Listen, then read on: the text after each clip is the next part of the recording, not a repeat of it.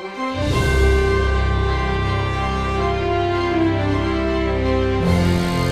hide and seek. Are we really gonna play that?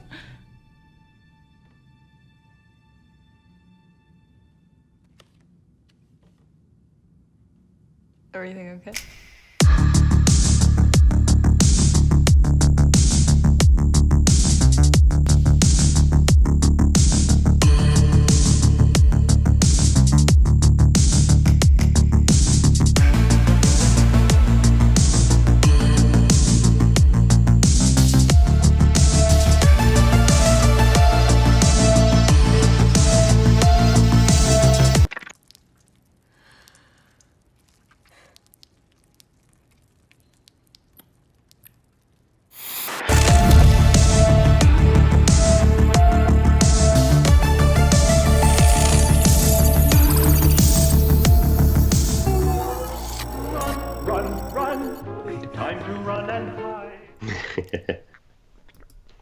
What's up, everybody? Welcome to the first annual Autopstream Awards. Happy Sunday, happy Oscars Day, but you know this is the award show that you were really looking forward to.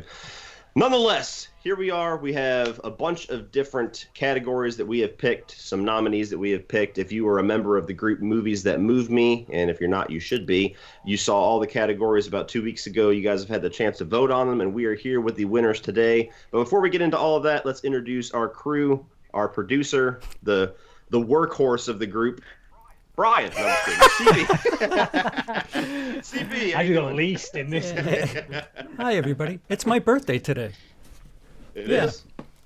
Oh, wow. Happy Thank you. birthday. You No didn't wonder say you gotta that get out of before. here at 25. Happy birthday, my friend. If you didn't get the face, What's the lucky number? I'm the year 2020.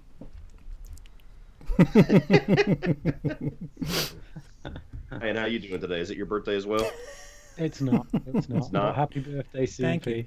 Well done. Well done. I made it. You're still alive. For a year, this guy. I just turned 30 in the middle of January, and I swear to God, from that day forward, it feels like shit's just falling off. Like, Yeah. I went bowling last night with my kids, and like the left foot that I slide on and put all my pressure on, my big toe started to hurt. So I'm like, ah! And I'm like throwing the ball in the wrong lane. And knees are starting to hurt. Asians suck. But anyway, around 33 years old, that's when you'll be slipping discs left, right, and centre. be doing live streams like this. Welcome to the awards. guys. Yeah, pretty much. Oh man. All right. So Asian sucks, but 2019, surprisingly, by the end of the year, ended up being a pretty good year in film. We've got a lot of different nominees, a lot of different categories. Brian's going to read each of our categories. CP is going to read all the nominees, and then we have divvied up the 14 categories that we have, and the three of us are going to introduce the winner and discuss after that. So, without further ado, welcome everybody in the chat, by the way. Brian, why don't you kick us off with our first category for the Autopstream Awards? Okay, let's get straight to it with Best Scene. Category I'm not particularly enamoured with, but that's why we're going to get it out of the way first off.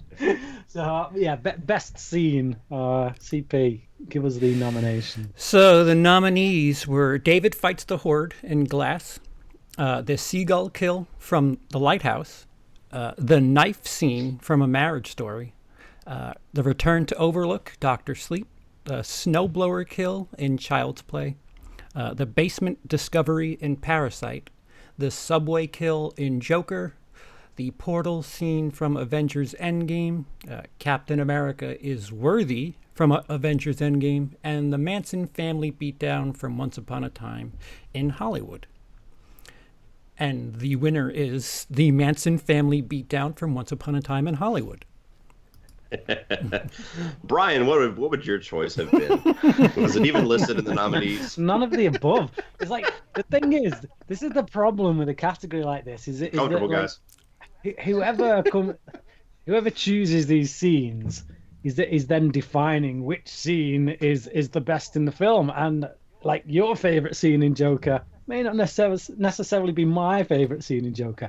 Like personally, I would have gone with the knife attack in Joker in the apartment, because I just thought that had everything. It was funny as much as it was horrific, and we get to see Joker for the first time really coming to the fore. So for me, that would have been a standout scene, well over the subway attack. But yeah, like the scene that I requested would go in there was the knife scene in Marriage Story.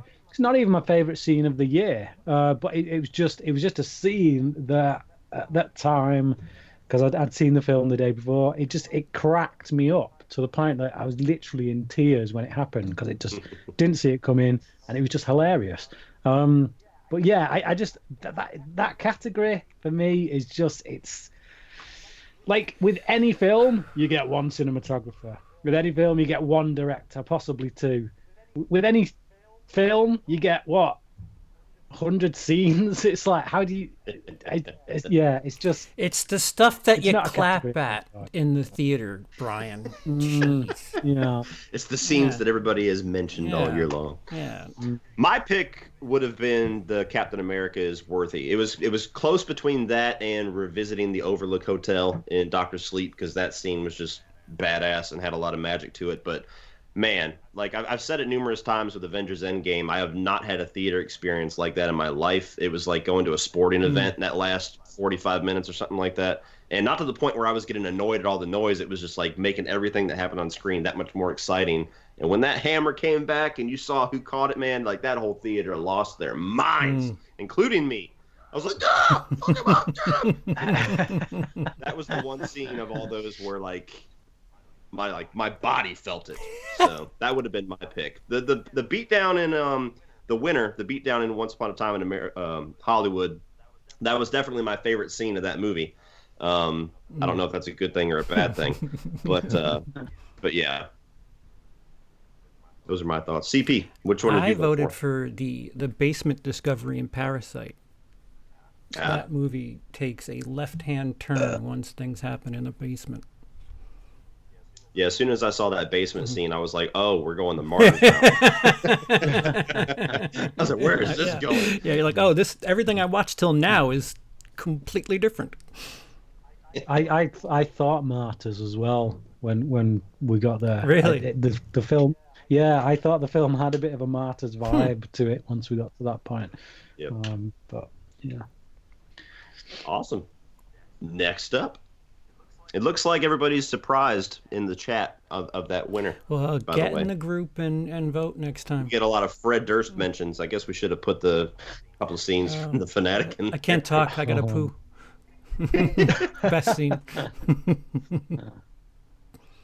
What we got Okay, next? so next up we've got popular horror.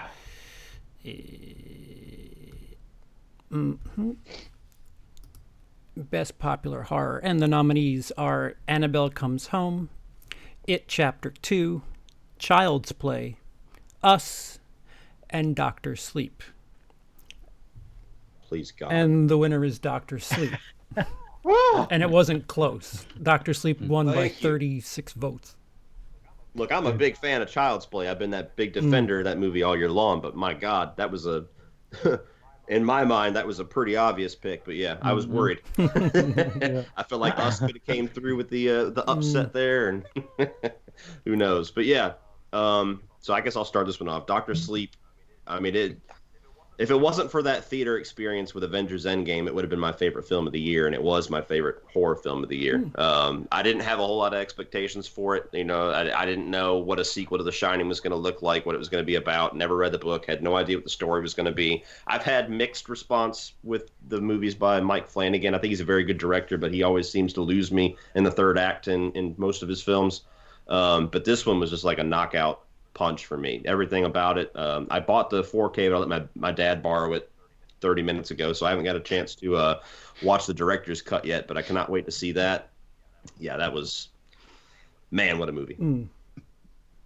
Yeah, totally agree. Right choice won on that one by a clear margin. I think. I just it's a sequel, not only a sequel to one of the most popular horror films. It's a sequel to a Stanley Kubrick movie. You just don't do that unless you're going to pull it out of the bag, and they pulled it out of the bag. So yeah, great stuff. Absolutely. Yeah. CP, how upset are you that us lost? Not very. I voted Doctor Sleep. What's funny is I if Child's Play won, I'd be okay with it. It Chapter 2. I mean. Oh no, I'd be upset about that one. Yeah, but yeah, everything you guys said. Not much else to it. I don't want to watch It Chapter 2 again. Once is enough. I haven't had the desire to rewatch it at all. I think I walked out of the theater and I was so confused at how upset that I was that I think my review score was actually a little bit easy. And if I gave my review score now with letting months of thoughts roll through my head with that movie, it probably would be a skip it altogether if I didn't give it that. But I was massively disappointed in that one. Mm-hmm. Big time. Okay, so next up we have got independent horror, best independent horror. So CP, hit us with the nominations. So these are movies that didn't get wide releases or were released to home media like Shudder, places like that, Netflix, so on. Critters Attack. Full disclosure, guys, we put that in the nominations just to fuck with Brian. So if that would have won, I think we all probably would have died. And I'm the only one who voted for it. There's 2 votes. There are 2 votes for Critters Attack. I do just want to confirm that I did switch that film off 20 minutes in and I've not gone back to it because it was absolute dog poo. So yeah, I only voted for that just to mess with CP. So. We were literally going through the nominees and we were like, we need 5, and I was like, how about Critters just to fuck with Brian? And he's like, sold. I like it. we just put it down. And that was the first comment Brian made. We're like, what do you think of these? He's like, first of all, Critters Attack, go fuck itself. So the other nominees: Perfection, The Lighthouse, Midsommar, and Haunt. And the winner is Haunt. Yeah. I enjoyed Haunt certainly more than you did. I don't know if Brian did. Have you even seen Haunt, Brian? I've not seen it, no. I don't imagine like it. I don't even know what it is. I've got no clue what it is. It's like a haunted house slasher movie, but it's kind of going for what Hellfest went for last year, but I felt like it did it a little bit better. I enjoyed it for what it was. It was I liked the design of the bad guys. I liked how they kind of the not really a twist, but how they wrapped it up. I thought was pretty good. It was some entertaining kills here and there. It was certainly a slasher film that was direct to video. It's not winning any awards besides this one, but it's I enjoyed it. My pick would have been The Perfection. That movie not only was the best independent horror film for me, but it was one of my biggest surprises of the year. I literally threw it on a whim. I was cycling through Netflix. I was in one of those, I don't give a shit what I watch. I just want to have something going on moods. And I put it on, and you talk about a movie that just pulls out twist after twist after twist that you do not see coming. And everyone worked for me. It's very disturbing with where it goes. And highly recommend checking that one out if any of you guys have not seen it. Yeah. I had not seen Perfection. And then when we did the nominations, I went and watched Perfection and then switched my vote to Perfection. That's how much I enjoyed it. It's quite entertaining. It doesn't feel like a horror movie for a good while, and then things start happening, and it's, okay, no, this is this is messed up. Yep. Yeah. Yep. It goes for it. The Lighthouse. No thanks. That's all I'm gonna say. Yeah. I'll let you guys have that one. Okay, moving on to Best Supporting Actress. Okay, so Logan Browning from Perfection, Laura Dern from A Marriage Story, Margot Robbie from Bombshell, Caitlin Dever from Booksmart, and Kylie Curran from Dr. Sleep. And the winner is Kylie Curran from Dr. Sleep. Yay. You said Margot Robbie. I was like, did we really nominate her for fucking Once Upon a Time in Hollywood? Like, sitting in the theater, hanging out. A lot of those I have not seen. I think I picked Laura Dern just because she was one of those roles in that movie that really popped. Like her character really stood out. She had the charisma of that the lawyer that's going to take everything from you. So I like that one a lot. But yeah, the Kylie Curran, you said was her name, from Dr. Sleep. She was pretty awesome. You get a movie with a child actor in a prominent role, and it's a dice roll, man. I mean, you get one where it could be the worst part of the movie, and this is like, my God, this was like A+, except for that kid. Yeah. And then you'll get one like her where she just, brings everything up to a new level. Yeah.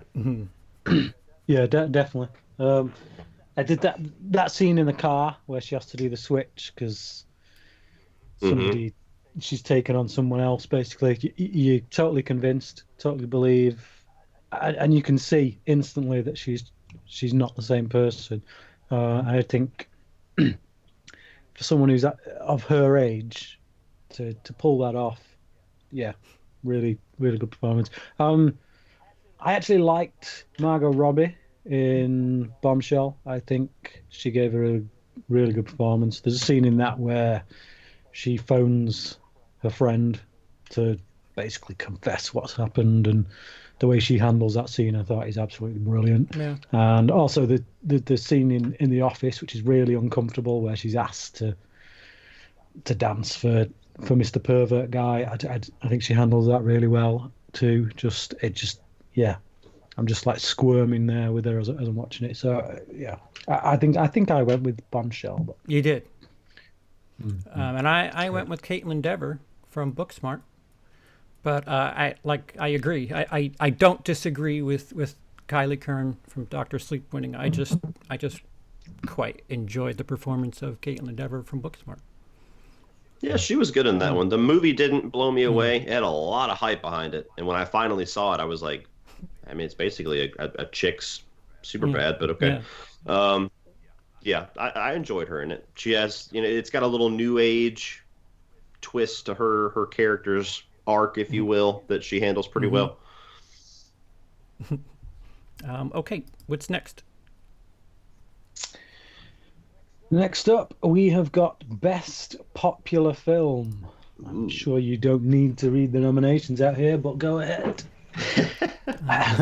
It's pretty obvious what's going to win. The nominees are Toy Story 4, Dr. Sleep, Once Upon a Time in Hollywood, Joker, and Avengers Endgame.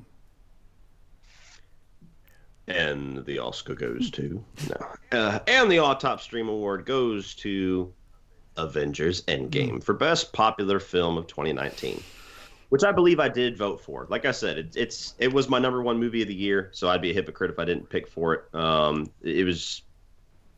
Look, I love Marvel. I've had my ups and downs with it, where you have real standout movies, and I feel like a lot of them have this template to it that they kind of bleed together. But Avengers Endgame had a lot on its shoulders.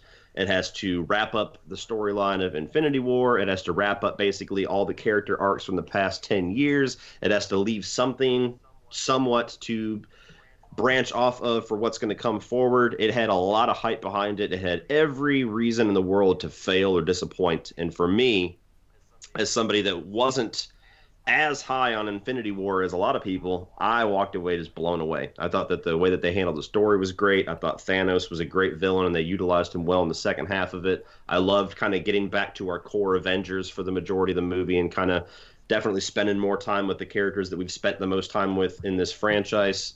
Captain America's my favorite character in the MCU, so I love everything that they did with him. Everything they did with Tony was great. Like I said, all these fan service moments, especially in the last 45 minutes, all just knocked it out of the park. The portal scene, the Captain America's worthy scene, the Tony's snap, everything. So yeah, that to me, that was by far as far as popular films go, the one that just knocked me on my ass this year. Yeah, I agree. I'm kind of full of comic book fatigue, but this movie plays to everything that I want in a comic movie. There's stakes. We lose a couple of big heroes in this movie, and for now, yeah, for now. But at least there's that. Like, and the weight of what, 23 films? Is it 23, 24, 22? Yeah. Something like that. It felt like it. It felt like it was this culmination of a decade of movies, and as much as I am tired of comic movies, I wholeheartedly really enjoyed myself with this movie. I watch it, Saturday mornings when I got nothing else to do. It's very rare for me to go back and just rewatch movies like this, but I thoroughly enjoyed Avengers Endgame. Yeah. You didn't, Brian.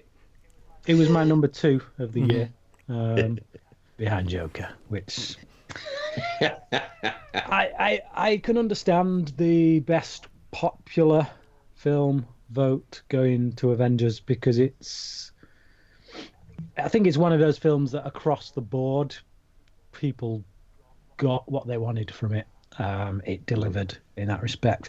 As much as I do think Joker's a better film, it's darker. It's not one that you're just going to be able to throw on and...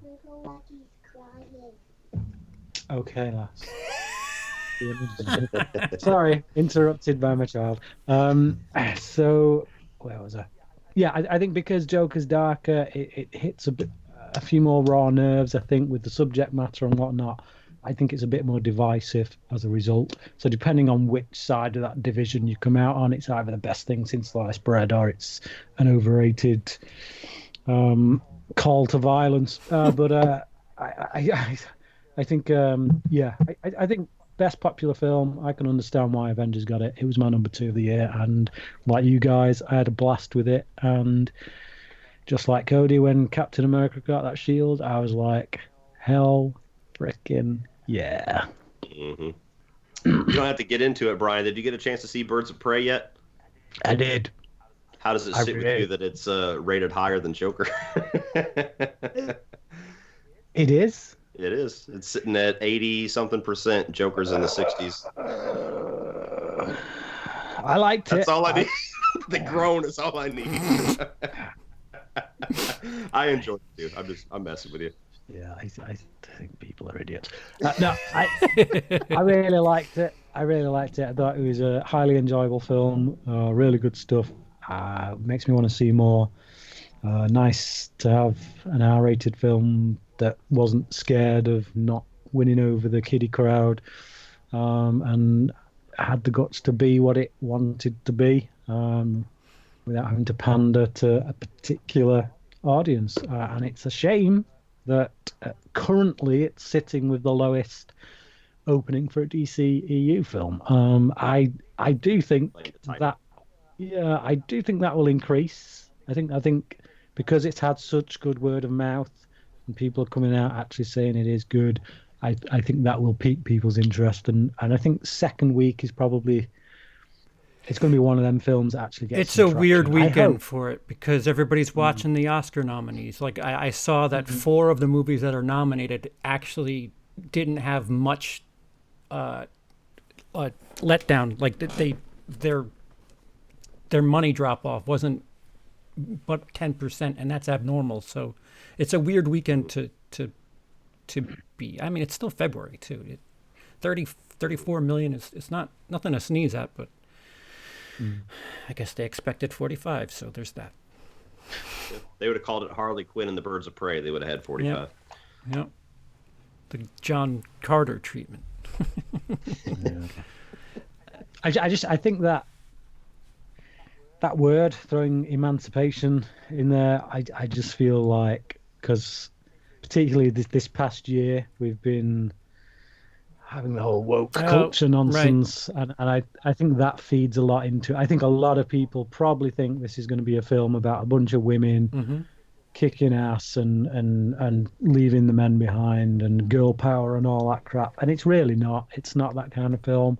It's just a blast. It's really good fun. A lot of good action sequences in it. The action sequences were looked over by the guy who did the John Wick movies, and I think that shows. There's some really good action beats in it. I thought the villains were great. I loved Ewan McGregor in it. I think go and watch it. If Suicide Squad put you off, if the dumb title put you off, please get over that hurdle, because it's a bloody good film. Highly, a lot of fun. Yeah, energetic, really fun.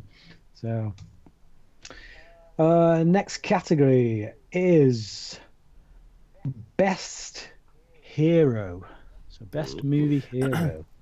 The nominees are Rosa Salazar from Alita, Sylvester Stallone from Rambo Last Blood, Samara Weaving from Ready or Not, Chris Evans from Avengers Endgame, and Robert Downey Jr. from Avengers Endgame.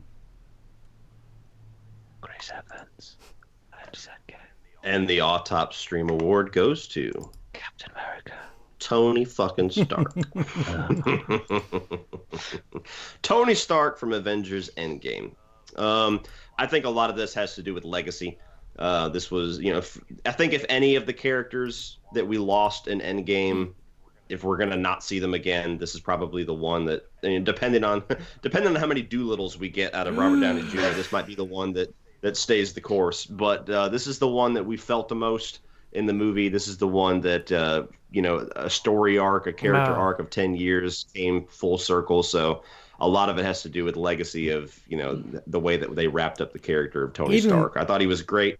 Yeah, even within the movie itself, with him, he has a family. Even if you just take it at just this film and not the 10-year history, him having a family and mourning the loss of Spider-Man, like his arc is quite solid in that movie. Yeah, but could he catch Thor's hammer? Is that a euphemism? No. Oh man, I got a beard too. Yeah, yeah. Nothing else to say. Tony Stark, we love you 3000. There you go. Okay, next up is Best Independent Film. Okay, and the nominees are Uncut Gems, Midsommar, Marriage Story, Parasite, and The Irishman. And the Autopstream Award goes to The Irishman. And we did have a lot of pushback when we announced this about the independent thing, because it was a major movie, but it was because it was released on Netflix. It was independent distribution or production, so it does fit into there. Yeah, The Irishman, that was a movie that I've had a lot of hype behind it for a couple of years. I think it was in my most anticipated movies the past couple, 2017, 2018, because I didn't know when it was coming out. It felt like it was around the corner for a couple of years. Finally got it this year. It didn't quite live up to my expectations. I still think it was a really good movie. I look forward to watching it again sometime when I have 6 hours to spare. But it was a movie that I think you could separate most people on Earth in two categories. You're either a Goodfellas guy or an Irishman guy. And I think the easiest way to just... I'm a Goodfellas guy. I don't know about CP's. Yeah, I know Brian's an Irishman. Yeah. My pick, it was tough. Uncut Gems was a movie that I liked a lot when I first saw it, but I didn't quite have the hype or the praise that a lot of people had. But that movie's really stuck with me. And I kind of really want to watch it again, to where now if I watched it, it might be my pick. But it was between that and Marriage Story. I think I gave my vote to Marriage Story, because for a movie that on paper I had no interest in watching, after hearing everybody praise it, especially after hearing CP and Brian kind of give it praise, I gave it a shot. And for a movie that's definitely devastating for somebody that has not been married yet, it was certainly terrifying. Yeah. But you watch it, and it's a really enjoyable movie to go through the story with. There's a lot of low points where you're with these characters and everything, but overall the journey that you go on with them, by the end, it's one of those. It's not a feel good movie necessarily, but it's one of those movies that you're like, I feel better after watching that. It does have a hopeful ending though. It does end on a hopeful note, which I like. But yeah, it's raw, and like for me, one of the biggest things of directing, of being a director, is handling your actors, getting the best out of your actors. And I think Noah Baumbach gets amazing performances from these two actors, and he makes the drama feel real and raw and unscripted. And apparently every word in it was unscripted. A lot of it feels quite ad-libbed, but it's not. It was all written. It was all scripted. But because of the way it's directed, because of what Baumbach does with that, I think he does an excellent job directing that film. So, Agreed. As somebody who's been through the song and dance of divorce, it plays to a lot of things that hit really close, and it's kind of cathartic in some ways. It like there's moments that I was laughing that you have no business laughing at, but like it's just like, man, this is right on the nose. This is. I was laughing like in fear in a couple of spots because I had heard you say like, "Hey, as ridiculous as some of this shit's gonna be, it is 100% accurate how they go." And when you get to spots in the movie, it's like, because she filed in California, you have to fly here every time we talk, and you have to pay for her lawyer. And I was like, "Oh, fuck that." I looked at Holly and I'm like, "Hey." So I don't even know what the hell I was saying.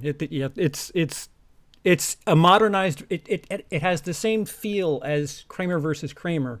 It's just a modern take on it, and I think, fantastic job. Yeah. Yes. It is. Pretty stacked category. Very stressful watch, but in all the right ways. As was Uncut Gems, I thought. I've watched that again, and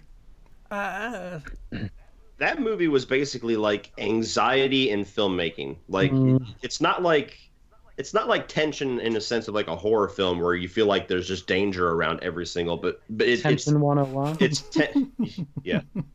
striking parable how tense this movie is. But it's anxiety watching this character make all the decisions that he makes. Like you just live through the mindset of somebody with a gambling addiction to where they're this close to salvation. Like you're right here and you'll be safe. And then he's like, fuck it. And then he just goes this direction. He's given chances. He's like he's given ways out. This is the thing, and he just keeps on making bad choices, and it's that just like you want this guy to redeem himself. You want a chance of redemption for him to turn his life around, go back to his wife, stop making these silly decisions, but he just doesn't because he's after these big win. Yeah, and it's just like.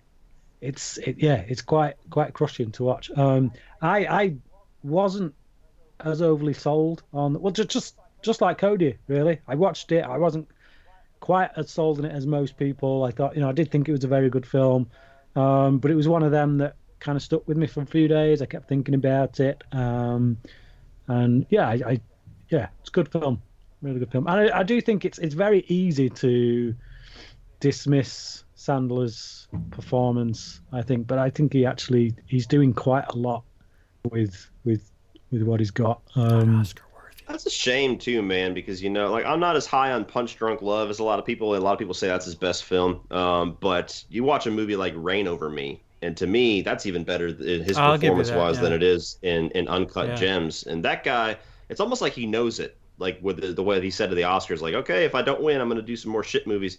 But he's got so much potential, and I wish, regardless of whether he got an Oscar or not, I wish he would kind of stay the course with this type of movie. At least do one and then do your Happy Madison thing. But just he does so well when he's given a movie like this and a role like this and direction like this that it sucks when you see him do something like The Ridiculous Six. You're like, why? Why are you waiting? He's comedy's Bruce Willis, is what he is. Like he just sleepwalks through his comedy stuff, and it's just like because he gets paid well to act with his friends. Yeah. He goes on holiday with a bunch of friends. I'd do that. People going to keep putting money in my bank for doing it. I get it. Trust me. But as a selfish movie viewer, I love Adam Sandler. He was like the guy of my generation. Like when Adam Sandler had a movie coming out, that was like an event. Adam Sandler's got Big Daddy. Oh, it's going to be great. And then, right around, I would say Click was the last movie that really hit me. Right around that is when his movies just started to nosedive. And since they've never quite come back up for me, when I see him do something like this, I'm like, yes, do that, please.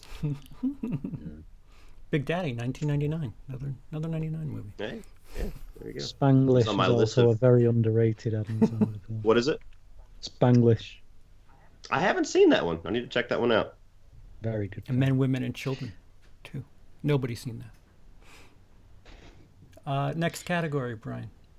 Next category is Best Supporting Actor. Yep. Okay. So the nominees are Wesley Snipes from Dolomite Is My Name, Zach Gottsagen from Peanut Butter Falcon, James McAvoy from Glass, Joe Pesci from The Irishman, and Bill Hader from It Chapter 2. And the Autopstream Award goes to, much to Brian's chagrin, Beep Beep Richie, Bill Hader. Bill Hader from It Chapter 2 playing the adult version of Richie in what I haven't seen Barry. I don't know how serious Barry is, but I think in his most serious role to date, possibly, I could get called on that one. Skeleton Twins, it's pretty dramatic. Okay. Yeah. Yep, I have not seen that one. Yeah. Is it worth watching, or is he just serious in it? It's it's another movie that you're not gonna have. It's depressing. He's suicidal. Yeah, it's not a pleasant watch. Yeah, for somebody that at this point pretty much despises It Chapter 2, Bill Hader was certainly the part of the movie that I thought was the best. They overused him a bit. That's one of my negatives with the film. But everything that he does in it, I thought was pretty damn good. He's by far the funniest part of the film. They give his character a pretty emotional little story arc there. I felt it was not as forefront as some people. Maybe if I watched it again, I wouldn't agree. But everybody else seemed to think it was beating them over the head with it. So I don't know what end of the camp you guys are on with that. But I thought Bill Hader was pretty damn good in that. My vote went to Joe Pesci for The Irishman. Again, for somebody that's not singing The Irishman's praises from the hilltops necessarily, I thought he was awesome in it. I've always loved what he does with Scorsese, and to see him come out of retirement to do this movie and deliver the performance that he did, I think he deserves the Oscar tonight, to be honest with you, but I don't think he's going to win. So Joe Pesci was my pick, and there was quite a few other pretty good ones too that we were mentioning. The guy from Peanut Butter Falcon, I would have been happy if he would have walked away with this one, but I don't think quite as many people have seen that as It Chapter 2, so that was kind of a losing battle. I voted for Wesley Snipes because everybody's talking about Eddie Murphy. I still haven't seen Dolomite. Check it out. Everybody's talking about how great Eddie Murphy was, and I was like, never mind that. Wesley Snipes, where the hell he's been in jail. That's where he's been. But not a huge role, but for what he's doing, he does a fantastic job. Yeah, I really wasn't kind of keen on watching Dolomite because it just felt like it was one of them movies where Eddie Murphy is now doing the serious route and everyone's giving him praise just because he's done it, and it's like, is it really going to be that good? So and I watched it and I was quite gripped by it. I think it's a great film about filmmaking. It's kind of comes from a long tradition of those kind of films, like going back to like Singing in the Rain and films like that just kind of take a peek behind the curtain of what is involved in getting a film made and getting it to screen. Yeah. And these guys just make a pile of crap. But even in a pile of crap, people don't start out to making a film because they want to make a pile of crap. They do genuinely want to make something that people Sounds like a disaster artist. Yeah, right. Yeah. Well, Eddie Murphy's character, they go to the movies and he sees, people laughing at what he thinks is shit, and the neighborhood they're from, they don't get what's in popular movies. So his character says, you know what, I'm going to make a movie for our neighborhood, and they go and make blaxploitation. I'll tell you what, if you want to check out a really overlooked performance by Eddie Murphy, Mr. Church, this came out like 3-something years ago, and it came and went. It's definitely like more of a chick flick. It takes the easy tugs at the heartstrings, so if you're not into movies that are a little hokey with that, you probably won't like it, but I quite enjoyed it. Holly really enjoys it. It's basically where he's a cook that comes to cook and take care of the house for a woman that's dying and her young daughter kind of develops this relationship with Eddie Murphy, and that kind of becomes her father figure for the rest of her life. So it's a really, really good performance from Eddie Murphy that nobody talked about. So if you're not anti-chick flick, I would check that one out if you want to see more of what he can do. But I haven't seen Dolomite. He might blow that away in Dolomite.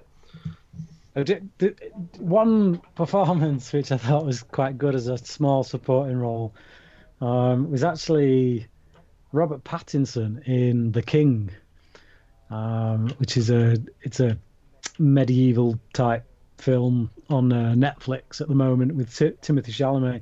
But Pattinson plays a French royal, and he's a douchebag. He's a full-on douchebag in it. But his final scene was hilarious. Because just if you watch that film, just Robert Pattinson was pretty good in it, I gotta say. Awesome. Next category. Next category is Best Villain. Ooh. The nominees. Careful. The nominees are Mahershala Ali in Alita, Gabriel Luna in Terminator Dark Fate, Bill Skarsgård, It Chapter 2, Joaquin Phoenix in Joker, and Rebecca Ferguson, Dr. Sleep. And the Autopstream Award for Best Villain goes to... Double click. Michael Myers. What the fuck? Rose the Hat, baby. Rose the Hat, Rebecca Ferguson, Dr. Sleep. Absolutely deserved that one. Very stacked against Joaquin Phoenix. I was actually kind of surprised that she beat him with that one. I think that a lot of that might have something to do with that. I think a lot of people are torn on whether or not they really see Joker in that as That's an out-and-out just villain. Rose the Hat is a clear villain. There's no sympathetic side to her. She's an out-and-out villain. Whereas Joker, he's a man who over the course of the film, we see him get broken down. And I think as a result of that, you sympathize with him and you struggle to see him as a villain, even when he commits those heinous acts towards the end of the film. But I think that might have something to do with the voting. But it might. But yeah, Rose the Hat for me. When I saw Dr. Sleep, I was like, my God, that's the best villain of the year. Rebecca Ferguson's somebody that I liked a lot when I first saw her in Mission Impossible Rogue Nation, I believe. Yeah. And then I saw her in The Girl on the Train, and I was like, oh. So I wasn't sure where she was going to be heading. I really like her in this and then dislike her in this. And then I see her in this movie, and man, I just want to see her do whatever role she wants to take, because she just embodies one of the coolest, most charismatic and terrifying villains that I've seen in a while, to where she's the leader of this cult. And, once you get to the scene in Dr. Sleep that I won't spoil, but involving a child, that's where you're like, my God, this person that's about as evil as you get. And when you have charisma, when you have a villain that you enjoy watching for how evil that they are, that just makes it all the better. So I'm glad that she won. That definitely got my vote. Who was she in The Girl on the Train? She was the crazy wife. Oh, Yeah. the one in the house. Yeah. She was the wife to the ex-husband of. Yeah. Okay. Next category is Best Actress. CP, hit me up with the nominations. The nominees are Ana de Armas, Knives Out, Rebecca Ferguson, Dr. Sleep, Scarlett Johansson, A Marriage Story, Florence Pugh from Fighting With My Family, and Samara Weaving, Ready or Not.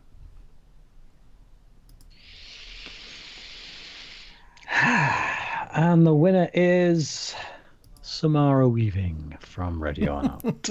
Listen to that excitement. Yeah. I really liked her in this film. I thought she was very good in it. I liked the film as well, quite considerably, actually. It was just solid all around. I thought she was very good. But personally, I would have gone with Scarlett Johansson. in Marriage Story, just because, like I say, just both those characters, her and Adam Driver, just really raw, really believable, just real. So yeah, I feel like a lot of the drama that comes out, or the performance elements that come out of Scarlett Johansson's performance in that, are they're just character moments that she really has to dig deep for. Whereas Samara Weaving's got a lot more kind of running about and hectic, kind of falling off things and into mud piles, and just this guy is more action orientated. And I think when you do that, that kind of feeds into the performance anyway. And Johansson didn't really have that, because it wasn't really an action movie. It was just, look, let's just act. So yeah. Yeah, I actually voted for Florence Pugh in Fighting with My Family. That movie. I think I did too. You did. I'm not positive. You did. I did. Okay. That movie just caught me by surprise. It, like, the trailer doesn't really do much. It just looks kind of like ho hum, another. Hey guys, The Rock's in Yeah, another yeah, movie. exactly. It's Like kind of- here's a comedy, cool. But it's like Rocky for wrestling and girls. Like it was the best way to do a PG-13 movie too. I'm talking about the movie and not her performance. She really was good. Not very believable as Paige, the person that she's playing, but her performance was quite fantastic. You know what I like the most about Fighting with My Family? Because I agree with everything you said, and that movie on paper is so Brothers anti. Story. Do what now? Well, the brother Brothers story is very Story. good too. But that movie on paper is so anti-Cody, because I'm not a wrestling fan. The trailer didn't sell me. I love The Rock to death, but I'm kind of getting burnt out on his choices. So that movie I had no interest in seeing, and I only watched it because everybody praised it so much. And I think I've rewatched it twice since then. But what I like the most that movie does is that it really flips the tropes of that Rocky template on its head. Because the whole movie, you think, okay, she's going to be the underdog. Everybody's going to be an asshole to her. They set up these three blonde chicks, almost like they're making fun of her the whole movie.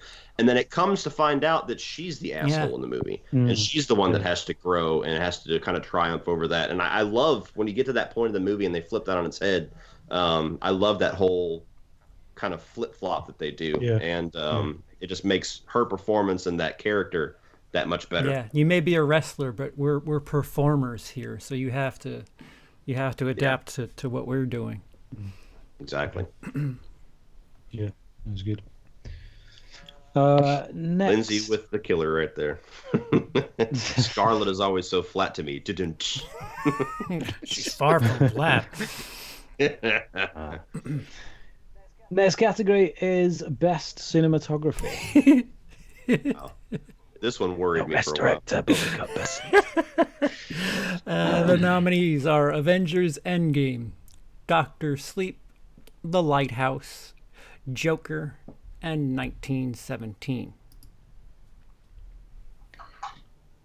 And the winner, quite rightly, is 1917.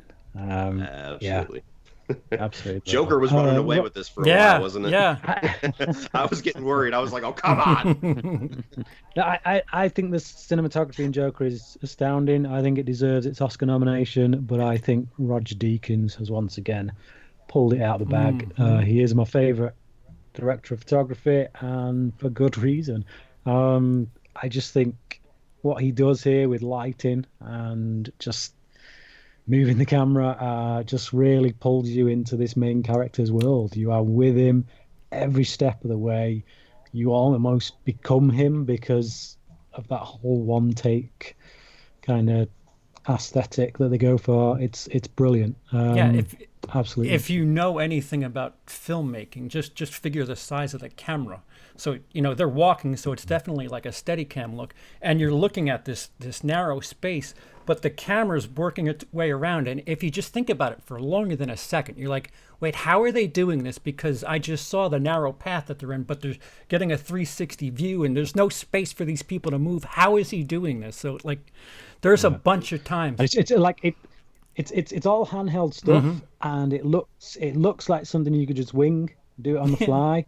But every single movement of this Choreography. film with regards to the camera has been completely choreographed, has been completely mapped out. Deakins and Mendes have had to sit and really kind of thrash this out. How are they going to make it work? How they're going to work the special effects into it as well? Because you've got a plane coming down, you've got people jumping off buildings, and how are we going to work the green screen stuff in there so that it's it's smooth transition and all that stuff? And it's just the work that has gone into the cinematography is astounding. It's not just about lighting a scene that's been, built in a soundstage. It is, it's all, well, most of it is exterior shots as well. But just everything about it has just had to have been managed in such a way that the planning alone that has gone into this film with regards to the cinematography is just mind-blowing. Mm-hmm. Agreed. I'm not usually a war movie guy, but I had to go check out this one. I didn't get a chance to review it because I saw it weeks after everybody else did, but I did finally get a chance to go and check it out, and it is a technical marvel. Let's put it that way. Is it enthralling? Yeah. What's next? Best movie ever. Okay. Next up is Best Actor. Okie dokie. The nominees are Adam Sandler in Uncut Gems, Adam Driver in Marriage Story, Robert Downey Jr. in Avengers Endgame, Leonardo DiCaprio in Once Upon a Time in Hollywood, and Joaquin Phoenix in Joker. And the winner is, quite rightly, Joaquin Phoenix in Joker. Yeah. If anybody else won, I think Brian would have smashed the cheapest thing he could reach. That was the biggest blowout of any category. He won by 52 votes, which I wouldn't have even turned up tonight. I was just sorry, guys. You're on your own. I can't deal with that much. Sick of us. All right. I think I voted for Adam Driver, but Joaquin Phoenix. I mean, I have no issues with him walking away with that one. I think it's going to be surprising tonight if he doesn't win the Oscar. Oh yeah, that's the closest thing to a lock, other than cinematography for 1917. Mm-hmm. But I voted for. It is the Oscars. Yeah, worst things have happened. Sure. Yeah. I actually voted for Miss Daisy. Here we go. What else? What'd you vote? I voted for Robert Downey Jr. in Endgame for reasons I mentioned before. I felt like his arc was quite impressive, and that's an award for writing. Yeah. Acting. He was emotional and portrayed the drama well enough. The thing about Joker is I'm just not there with everybody. I've watched it again. I mean, the next category anyway is the biggest surprise of the year. Okay. We have the nominations for biggest surprise of the year. So the nominees are Alita, Terminator Dark Fate, Uncut Gems, Fighting with My Family, and Ready or Not. And the winner is Terminator Dark Fate. Terminator Dark Fate. Yes. We get one time where we can just cast out. We get an override, do we? In that case, Terminator Dark Fate. No, it's Ready or Not. Like the disdain in his voice. That's the biggest surprise win for me. What were the nominations again? What were the nominees for that one? Do you understand that my disdain is not for the film? I thought the film was awesome. Your disdain is for people. My disdain is for people's choice. Yeah, the category was biggest surprise of the year. Biggest surprise. When Ready or Not. Brian, next year we'll have you do an intro video to explain to people how they should vote. Please. Look, Ready or Not was a great film. And the thing is, when the trailer for Ready or Not hit cinemas, it was one of those trailers that had like loads of 4-star reviews on it and stuff. Like, I wasn't expecting this to be a turd. When I saw the trailers for Terminator Dark Fate, I was this close to not even bothering to go and see that film. It looked dire. It looked like Terminator 3 Mark II. It just looked horrible. So the fact that that film was not only good, but still currently sits in my top 10 of the year is a big blooming surprise. That to me is the definition of surprise. So yeah, I don't know. It's like,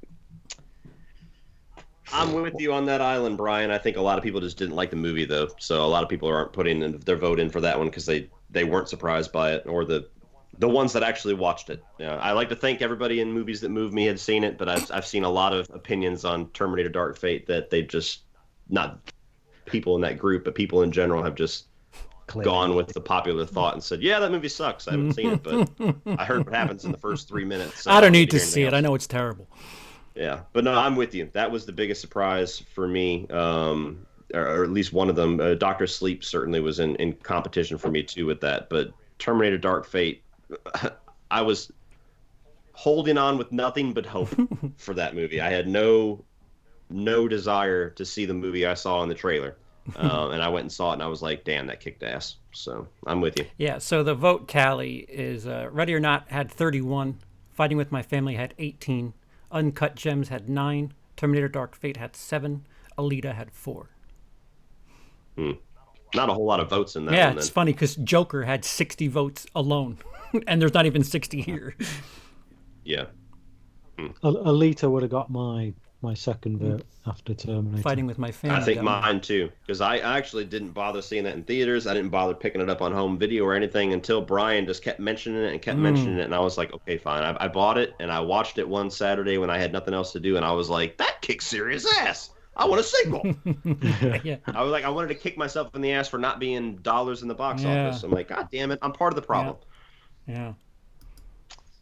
Hashtag Alita sequel. Let's go. Yeah. It's trended, hasn't it, this week? I know. A couple of times. It's trended a couple of times. Yeah, So we might. You never know. We might. Okay. Dark Fate, no chance, but... And you know what sucks is every single person that I've talked to, like person to person, not online, that has seen Dark Fate that didn't have any desire to see it in theaters have loved it. Yeah. Everybody at work, like there was a whole breakfast, our breakfast break. There was like 5 or 6 people at a table, and they just threw it out there like, Cody, what'd you think of Dark Fate? And I was like, oh, here we go. I said, I loved it, and I don't give a shit. And they were like, yeah! So I'm like, where the fuck were you when it came out?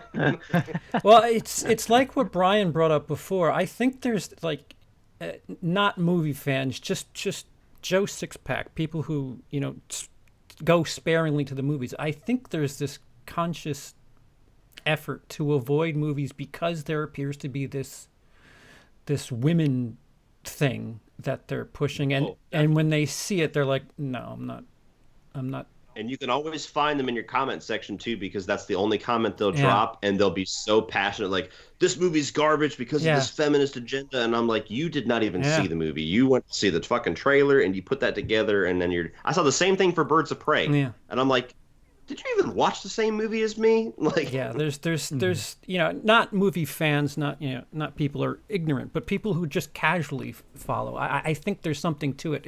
If there's mostly females, or the trailer is portraying females in a certain light, people are just skipping it without even giving it a chance. Yeah. Well, I get it for something like Black Christmas, but not every movie's like Black Christmas, guys. Unalive. Yeah. But even before we got trailers for Black Christmas and whatnot, I was already off. Oh, the well, idea. they started. They started with that. They're like, "Oh, we're making a movie about this," and I was like, "The fuck, really?" They literally led with a description that was, "We're doing a movie about a bunch of women that are getting one over on men and not taking any crap from them and beating the men down." And it's just like, do you guys know what the horror genre is? Because like, we're okay here. What are you doing? Yeah, I said that in my review. I'm like, this is the one genre that doesn't even fucking help. Move on to action movies or something.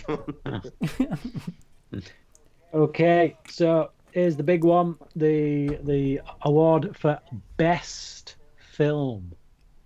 No, we've not done that. Oh no, sorry, best score. This isn't a big one. It's just a random ass award. Best score, best film score. Do we not even have best film? Do we not have an No, award we for have best film? popular film and best independent film.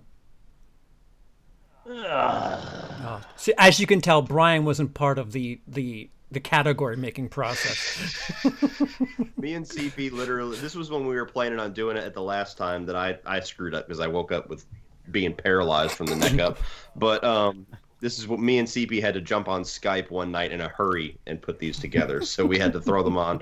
So any discrepancies, Brian or anybody that's on Brian's side, you can throw the daggers my way and I'll take all of them. I'll take some of them too. Okay. Right. Okay. Best film score. This is the last award. I wish I'd have read that a bit better because I wouldn't have done this as the last one. But there you go. Okay. Best film score. Okay. The nominees are 1917, Uncut Gems, Star Wars: Rise of Skywalker, Us, and Avengers: Endgame.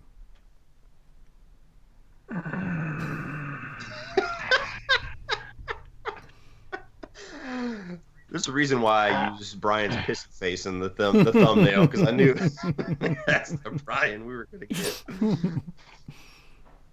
And the winner is Avengers: Endgame. Yay! Joker wasn't even nominated. Music. I don't remember the score for Joker, so that wasn't the part of the movie that stood out to me. Joker's got a great score. Like I said, I don't remember, so I can't say. But the 1917 was actually the one that I picked for that because everybody was going on about cinematography, rightfully. But when I saw that movie, the score actually hit me harder than pretty much anything else. I think it intensified everything that was going on screen, and I walked away. I was like, "Damn, why is nobody talking about the score to this one?" And I think it was probably one of the least votes too. CP can verify that, but that one actually surprised me. Yeah, that 1917 was the least voted for. Uncut. Yeah. In all fairness to that one, 1917 came out pretty late in the day. Like when those votes went up, 1917 had only just come out over here, so most people hadn't even seen it. Well, how'd they vote for cinematography then?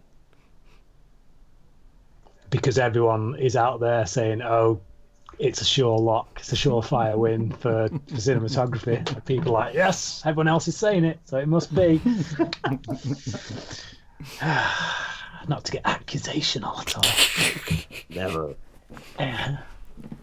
Yeah. So best popular film was Avengers: Endgame. Brian, that was we did read that before. Okay, I should have saved that till the last one, really. But there you go. There's the winners of the first annual, I would hope, Autopstream Awards. The Autopsters. Next year, Brian's going to be like, when are we doing the nominations? I'm there. He's going to set time aside. Brian, it's been 6 hours. Can we narrow this down, please?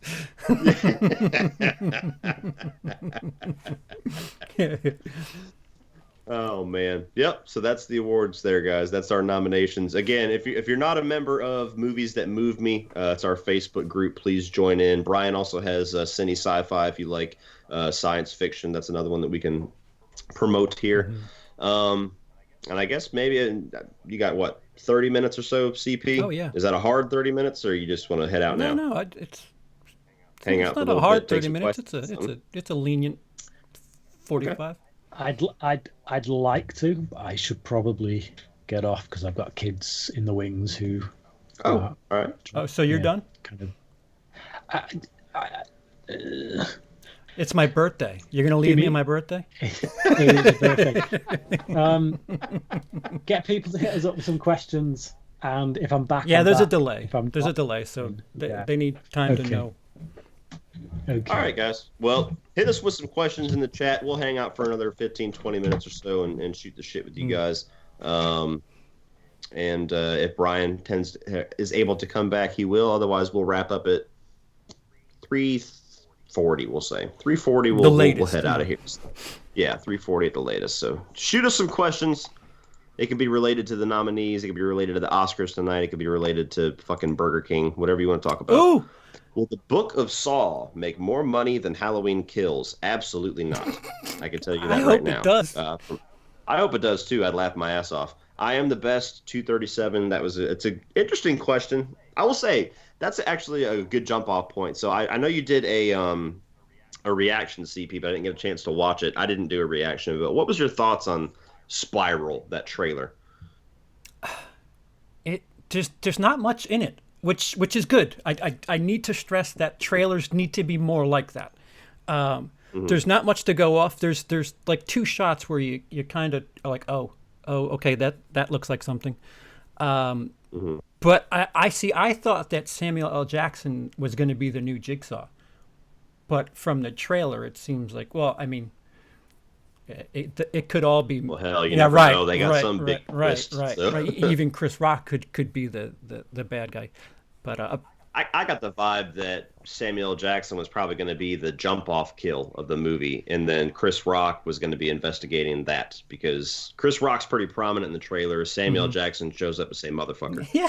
And so I was like, all right. And that was the one thing I'm like, okay, he's got to say, you want to play a game, motherfucker? Yeah. Like, everybody thought that as soon as he was cast, and then they put that in the trailer. That was cool. But yeah, I don't know.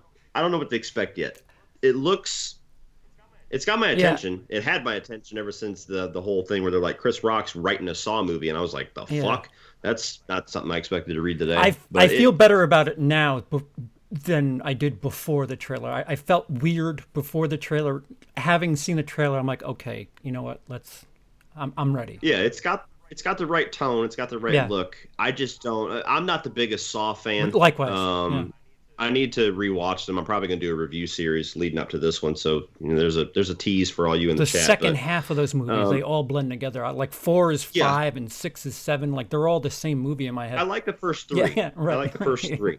After that, and it was one of those things too, where I've told this story before, where Scream became this big thing, and all of a sudden, all these people that aren't really horror fans claimed horror fans. They're like, we love this, and I was like, fuck you, and then I didn't really care for the movies as much. It was kind of the same thing with Saw, as weird as that sounds. Like, Saw came out, and everybody in my high school, because I think I was a freshman when the first one came out, everybody in my high school was horror fans now. Every October, Saw, and they're like, Saw's the greatest thing ever, and I was just like, bitch, you don't even know. So Saw, I never quite jumped on the train, but yeah, I'd seen all of them, and after 3, it was just kind of like, okay, whatever. Yeah. And Jigsaw, when that was coming out, I was like, okay, it's got the directors from a couple of movies that I really like. They've taken their time. It looks like it's going to be taken more serious. And I saw that, and I was like, more the same. Okay. And so this one, they haven't sold me that it's not more the same yet. I agree. That's my biggest gripe. That's my biggest gripe. Now, the trailer doesn't give enough to be able to say that it's not going to be. But at the same time, I looked at it, and I'm like, okay. And I put a tweet up that got a lovely response. But I put a tweet up. I was like, you take away Chris Rock and Samuel Jackson, it's like the same old shit. And that's kind of how I feel about it. I like Chris Rock. I don't know how he's going to do in a serious role like that. I don't think I've ever seen him do anything but comedy. Obviously, I love Samuel Jackson, but we shall see. That's pretty much how I feel about it. And my little spoiler for people, I don't think Halloween Kills is going to do nearly as good as Halloween 2018. I think there's a Force Awakens factor where people were so hard up for decent Michael Myers that they flooded. I don't think Halloween Kills. Dude, they haven't even marketed that thing yet. Right. It's like, I don't know what they're waiting on, but yeah, I feel the same way. And not only because of the hype thing with it being like this big, return, but also, I mean, Halloween 2018 didn't win everybody over. So a lot of people, especially in the horror community, it's kind of split. So it was the same thing with Force Awakens. You had people that loved it, and had people that said it's A New Hope, the remake, and you saw that dip. Yeah. So I'm with you. I don't think it's going to do nearly the amount. No. Brian, do you think Spiral from the Book of Saw is going to outperform Halloween Kills? That was the question. No. Did you see the trailer for Spiral? No. Moving on. Let's see here. Let me go see. Let's see. What grade would you give to movies in total for 2019? Oh. solid B. Oh.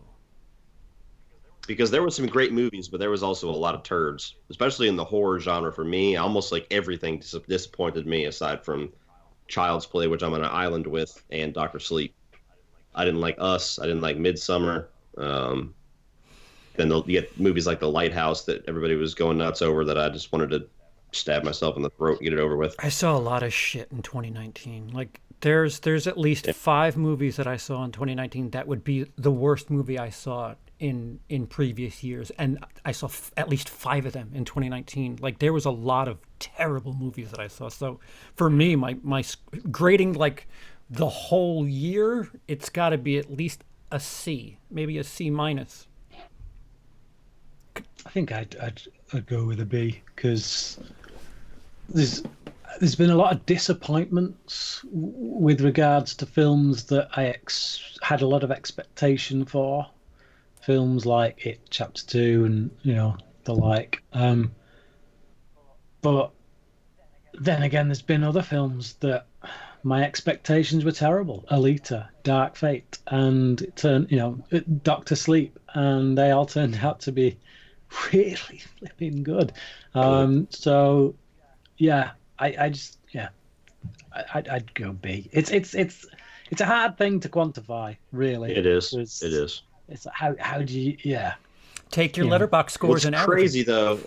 What's crazy though is like you look back at some previous years. This is how I would do it if I was going to take time and actually answer this question accurately. Like CP asked me the other day if there was a movie from 1999 that I absolutely loved for a reason. Yeah, for a reason. we were chatting. Yeah, for a reason. We were chatting away. So I looked up Wikipedia and I found the same thing when I was doing my favorite movie from every year I've been alive video. You look at like a year in the past and you scroll through every month, and every month has like 3 of your favorite movies ever in it. And you're like, oh my God. And you just scroll through. And then I look at a year like this where I'm like, okay, January, February, March. Oh, there's a really good one in April. All right, May. Yeah, I like that one there. And you look at 99, and I sent him a list of like 36 movies to answer a question that he probably just wanted a little one-off. So it's crazy. 99 is definitely. Yeah, there's a couple of them. 94. It's a vintage year. It's a vintage year. Yeah, 94 was hard because I did my video and I was like, my God, The Ref is my favorite that year. And you have Shawshank and you have Forrest Gump and Pulp Fiction. Oh, man. Lindsay wants to know why it's a sausage fest. Well, where's your non-sausage ass? And Brian, cut out. Oh, no. He looks like he's got ready to say something bad, too. Lindsay, honestly, I'll start every time we get one of these scheduled. We'll start messaging to see what your schedule is like. This one, I know you hadn't seen a whole lot this year, so I didn't think you would be interested. I guess that's my fault. But I apologize. I'm the reason why it's a sausage fest. What movie do you think will? What, Brian? Can you hear me now? Will and should win Best Picture? Can you? Yes, yeah, we can hear you now. We can hear you now. You're good. I think Joker should win. I got a feeling 1917 will clinch it. It's a great film. It's my number 76 film of all time. I think it went in that. Just inexplicably. So no, I love 1917. I think it's a worthy winner if it does win. But I would like Joker to win. If Black Panther can get nominated for Best Picture, then I think Joker should win Best Picture. I hear that. She says she's busy. Fucking Lindsay. Shut up. Just shut up then. She says she's busy. Why don't you invite me? Well, come on. I'm busy. Well, busy sending those comments. Busy being a snark. That's what you're busy. Yep. Always. I mean, I have not seen Ford v Ferrari yet. That's ditto. Little Women I have no interest in seeing. Jojo Rabbit I'm kind of on the fence with. I don't know if that's a movie for me or not. But of the ones that I have seen of the best pictures, Joker is my favorite. So I would have to go with that. What should win? I'm between Joker and 1917. I would be fine with either of those walking away with it. I would be upset if Once Upon a Time in Hollywood won. To me, that would feel like them just sucking Oh, themselves they off. love doing that too, though.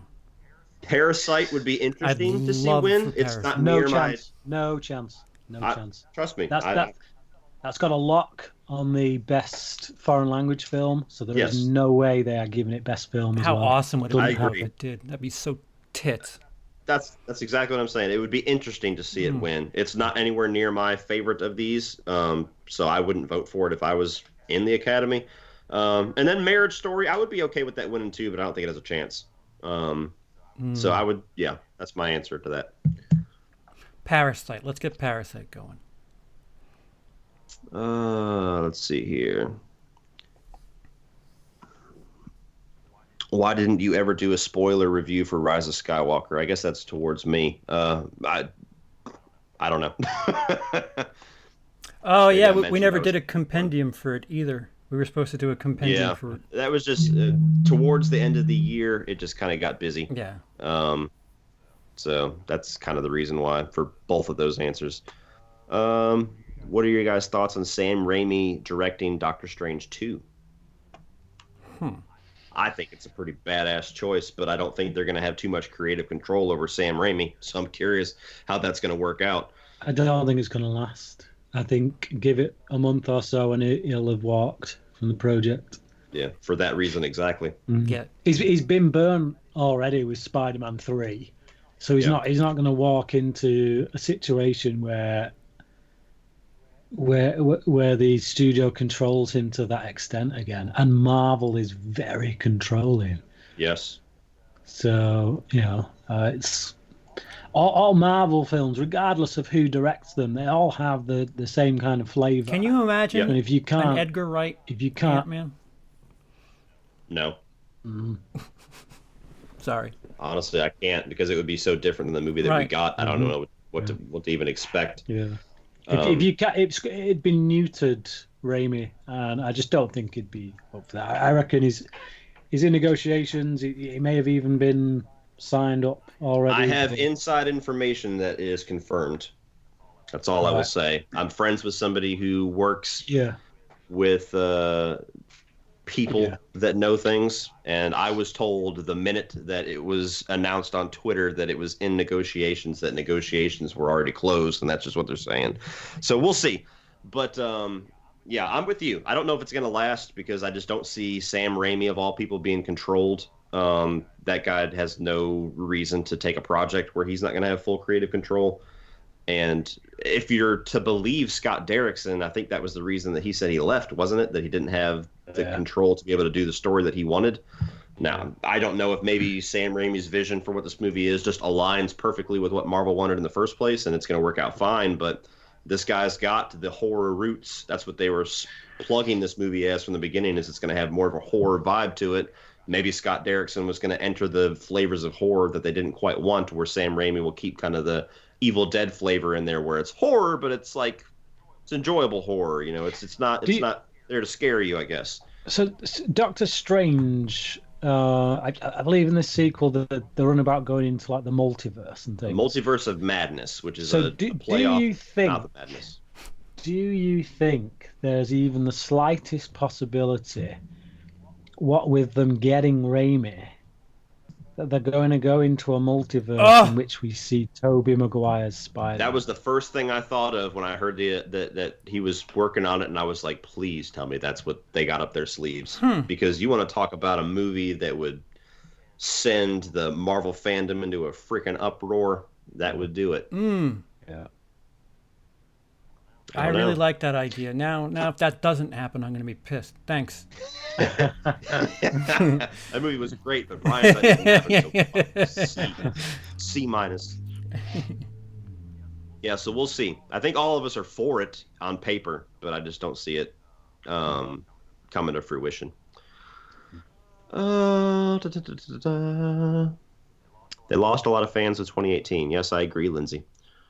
The fan base lost more fans than the movie. What movie do you think will and should win? We already answered that one. They moved Spiral from October to May to stay away from Halloween Kills. Smart move. Yep. Boycotting Halloween Kills. I'm boycotting talking about it. there's a new announcement that somebody brought cookies to the set. Where's my fucking camera? Favorite Pixar movie? There'll probably be 3 very different answers. Wall-E. CP. Wall-E. Wow. I have not even seen Wall-E. Love it. And Brian. I think I'd probably have to go with Toy Story 3, but I also really like Ratatouille, and I would have said The Incredibles at one point, but I think I've kind of worn a bit thin with The Incredibles now. So It's but Toy Story 3. Toy Story 3. Yeah, mine is between Toy Story 1 and The Incredibles. The Incredibles I absolutely loved. I haven't worn thin on it yet, but Toy Story, the first one, just has a lot. I mean, all 3. I'm not as high on 4 as everybody else. I just think it's really good, but 1, 2, and 3 are a little higher in regard for me. But the Toy Story trilogy is pretty much perfection, start to finish, as far as I'm concerned. But the first one has all of the nostalgia points for me because I was the perfect age when it came out. It was what? Was that 94? 96, 95? I think. In the mid 90s. 96. Okay, so I was 6 years old if it came out in 96. But I had the Sega Genesis game. I had the toys. I mean, that was the hot shit at the time. So like, I kind of grew up with Andy. So the first Toy Story will always hit a little harder for me than any of the rest. So between those 2, probably the first Toy Story though. Would you see James Wan directing Doctor Strange 2? Not in a chance. He's too horror for Doctor Strange 2, I think. He's done fun things like, he's done Aquaman was cute. Furious 7 and Aquaman, but I think if you're going to get him to do a horror movie, I mean, he's torture porn level of horror. Where if you get somebody like Sam Raimi, he's you look at Evil Dead, that's got a Marvel-friendly kind of tone. If you go like Evil Dead 2, Army of Darkness, campy. Yeah.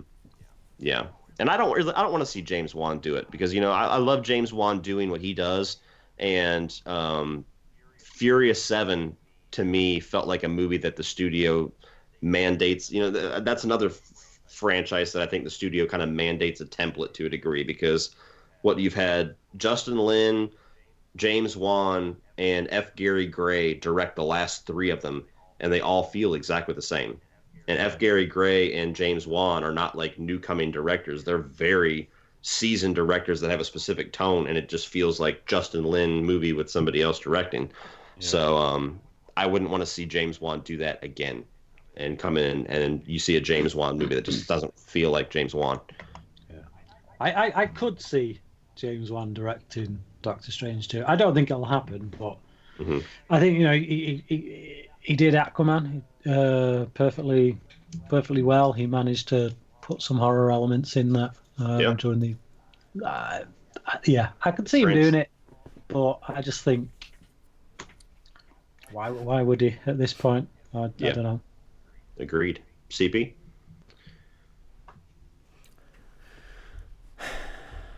No.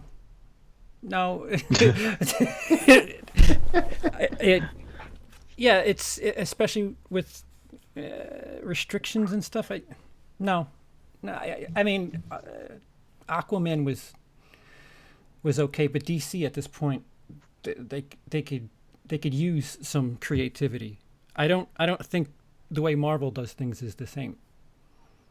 No, not at all. DC seems to let a lot of creativity fly. Not that Marvel doesn't, but the DC tends to put a little bit more faith in their directors and have a little bit less grip on them. Marvel tends to be like, okay, 65% of this movie is going to be exactly how we fucking say. The other 35%, you roll with it. Yeah.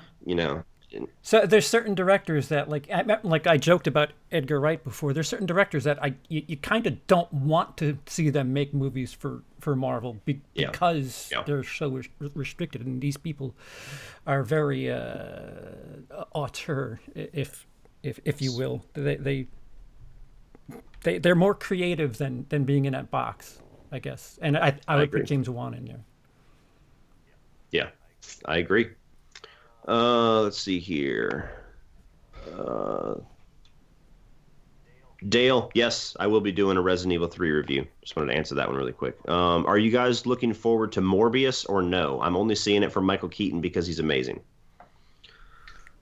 I am. It's not high on my list, but I want to see. I want to see that they're obviously going down the Sinister Six route. So yeah, I want to see how it ties into Venom. I want to see how those elements overlap, and yeah, I thought Venom was a good film. It wasn't a great film, but it was good enough to be the start of its own kind of Or Jared Leto. Sony thing. Yeah. I saw somebody post something that I fucking laughed my ass off at when we got the trailer from Morbius. Somebody, I don't know if it was in Movies That Move Me or if it was a comment on the trailer, but somebody put for Morbius 2, they're gonna cast Joaquin Phoenix. And he's gonna be like, "What the fuck, bro?" Yeah. I'm looking forward to it. I don't know shit about the Morbius character. So when they played the trailer, I was just like, okay. I mean, it's a vampire. There's going to be a little anti-hero thing going on there.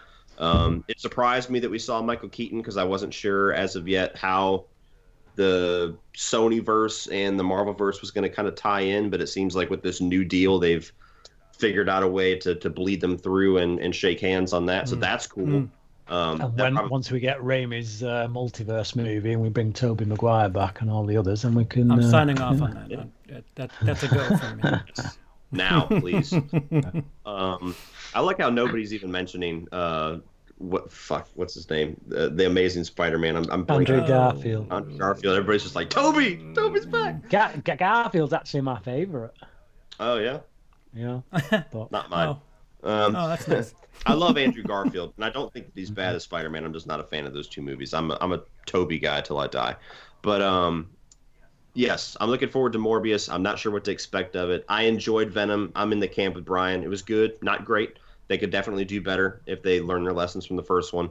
But I'm on board for whatever universe they're building. It seems like they're going to do standalone villain movies to kind of flesh it out. And that way, when you have a movie like Sinister Six, you don't have to waste time introducing everybody. It's like, oh, just give us Tom Holland for a movie, and there we go. So, yeah, I'm looking forward to it. I have fatigue. Who do you think should be the next Thanos for the MCU? Galactus.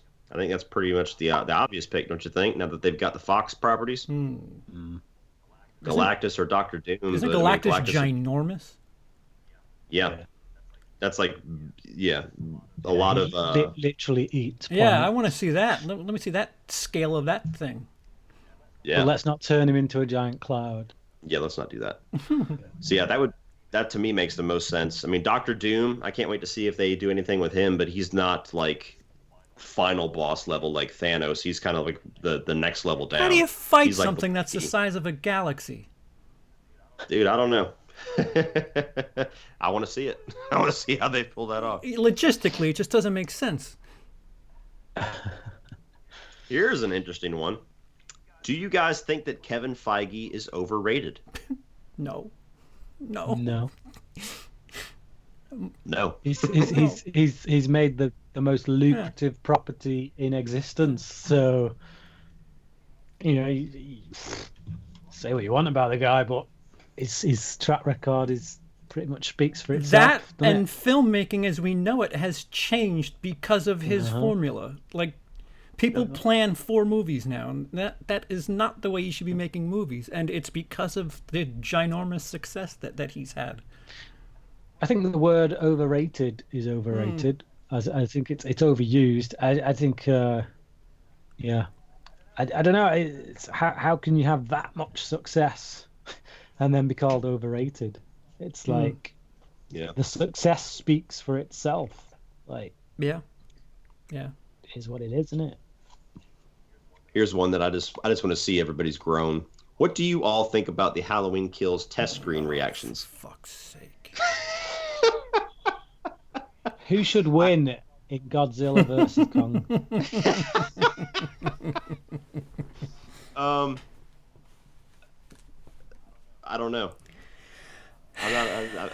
I think one that breathes fire, and then you have one that has 4 limbs that he can kick the shit out of somebody with. I think technically Godzilla should win, but I've got more of a soft spot for Kong, so I kind of want him to win. But neither one will, because they'll both have a bit of a fisticuffs. No one will win from it, a bigger threat will come along and they'll have to team up together to stop it. Godzilla's going to be carrying King Kong's head, and then King Kong's going to wink into camera. Freddie won that one. Yeah, I agree with what Brian said. Let's see here. And I don't think test screenings happened already for Halloween. I think that's bullshit. Test screen's a load of crap anyway. So yeah, I don't know how to. I have a complicated view of test screenings because you gather a certain amount of people and then they have to make the decision for what is going to be best for the entire movie-going crowd. So, I mean, how many decisions have test screenings made that have helped movies? And probably the same amount, if not less, than decisions that have been made that have hurt movies. Plus, the thing is, you have to sign an NDA when you go to a test screening, so nobody can talk about it. So, whatever you're hearing is horseshit. The problem is when you go in there, you know you're in a test screening. So right off the bat, you're more critical because you feel like, my opinion matters now. So I've got to look for something to have an opinion on. Whereas if you weren't there for test screening and you were just there to watch a film, you'd probably soak it up and just go for the ride a bit more. Can you have more feminism present in this film, please? But it's one of the problems of things like YouTube, to be honest, is this idea that a lot of people on YouTube, they get into reviewing movies and they develop this mindset where they feel like they've got to be overly critical of every single little bit of minutia to the point where they destroy films before anyone has had even the slightest chance to watch them. And it's like yeah, it's like you're being overly critical because you see Jeremy Johns. You see that as your job or as your role as a movie reviewer on YouTube. It's like let's call a spade a spade. At least half the people covering movies on YouTube, myself included, probably have no business telling people one way or another what they should be doing with their dollars. I tell people all the time, like I've been accused from haters of that exactly what Brian's talking about. Like I think my opinion's better or it's important or anything. I'm literally telling you in a review how I feel. And when I tell you how I feel, that is by no means me saying you should agree with me and grab the flag and let's go. This is me just saying, hey, here was my experience. Watch it. And then you should absolutely go find your own experience. Except for movies like Black Christmas. Then I'll tell you, like, please don't waste your time. But overall, that's how I try to view it. Yeah, whether it comes through or not is. You never know what somebody's watching, what their taste is. What they could be into Black Christmas. I always tell people, watch it for yourself. You never know. Yeah. There's never been anybody that I've aligned 100% with. Like, for the longest time, I mean, like, me and Brian, when we first kind of started being friends and everything, for the longest time, it felt like me and Brian were dead on with everything. And Brian will attest to this. There was so many times where it's like, yes, me and him are the only ones like, you're damn right, Brian, you tell him.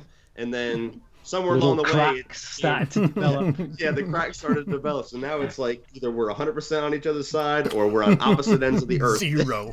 and that's how it is with anybody. There's not a single person. Me and my dad used to align almost 100% on every movie. And then as soon as I started to develop my own taste, it went like this. And now there's movies that I'll give him that I'm like, you're going to love it. You're going to absolutely love it. And he'll bring it back to me and he's like, I fucking hated it. And then there's movies that he'll send me like, hey, I thought that was pretty good. I'm like, I thought it was a piece of shit. I'm glad you liked it.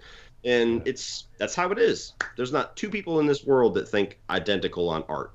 So somebody posted a question on Movies of Movies just the other day actually about is there anyone in the world of filmmaking who has done something so abhorrent that you will refuse to watch anything that they've been a part of? And my answer to that question was no, because when you have a film, you've got hundreds of people involved in the making of it, and you don't have to. Like if you ditched any film that had someone working on it that was morally abhorrent, you would literally have to just stop watching films. Yeah. Like Lord of the Rings, brilliant film. Look how many people are in the flipping credits for that thing. You cannot tell me there isn't one of those people who ain't a scumbag. Yeah. Who doesn't have something in their past that they regret doing. That fucking like- key grip. Let me tell you about him, man. It's like, why should I support a film that's got a key grip in there? Editor, that, it's you know, Chick-fil-A. I ain't watch that shit. it's ridiculous. It's a ridiculous notion. The art is the art. The person is a person. So yeah, no is the answer to that one. Yeah, I had a similar answer. My whole thing was like, no, I judge a movie off of what the movie is, but kind of a similar answer to what Brian was saying. I've kind of come to realize that most people in Hollywood, even ones that I think I really like, are all a bunch of fucking wackos. They live in their own world. Like California might as well be its own thing, it seems like, as far as Hollywood goes, because you'll see some of the things that, like, some of your favorite actors, if you listen to them about politics, religion, marriage, anything like that, you're like, whoa, totally different world. And so I've had to be to the point where, and I've even talked about this with other people, they're like, I can't watch that movie, I hate that guy's view on this. I'm like, dude, then you might as well not watch movies, because I've kind of got to the point where, like, all right, I like you as an actor. Like Tom Cruise, that dude's obviously a fucking whack job, but I love every movie that he's done with Mission Impossible. Agree. I'll never not watch a Mission Impossible movie because he's the shit that he's done. It's just, dude, I can't not watch Kevin Spacey movies because there's a lot of really good ones. There's a lot of really good ones. I'm gonna watch 7 again. I'm sorry. Yeah, The Ref, American Beauty. I'm sorry. I'm gonna watch them. Yeah, it's like what I'm not gonna support Sam Mendes and Wes Bentley and all the other people that went into making American Beauty because Kevin Spacey's on it. Yeah.